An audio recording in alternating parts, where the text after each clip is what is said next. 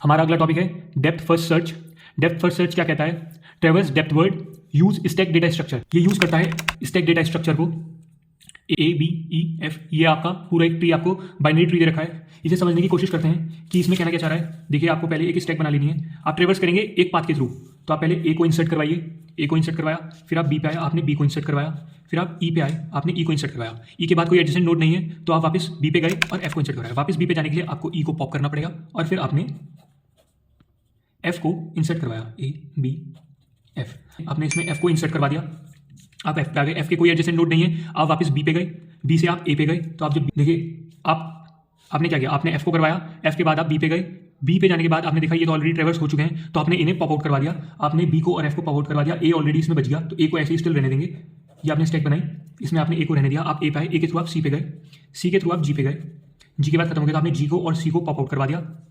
आप वापस ए पे आए, फिर आप डी पे गए, स्टैक में आपका ए था, आपने डी करवाया, डी के बाद आपने एच करवाया।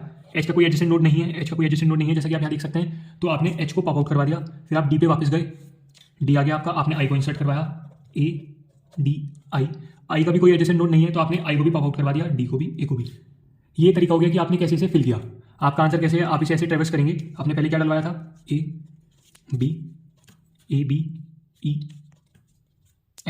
ABEF, वापस आए थे, फिर आप सी पे गए थे तो आप सी करवाएंगे, फिर सी करवाएंगे, फिर जी करवाएंगे, फिर आप डी पे गए थे, HNI। ये आपका हो गया depth first search. Short trick है बेसिकली, और इसके भी आपको 3 स्टेप लिखने हैं। 3 स्टेप क्या कहते हैं? Put the starting vertex into the stack. जो स्टार्टिंग वर्टेक्स है उसे स्टैक में डालिए, mark it visible. If the stack on the top, जो कि आपके यहाँ पे ए थी, has adjacent vertex, visit the vertex and mark them visited.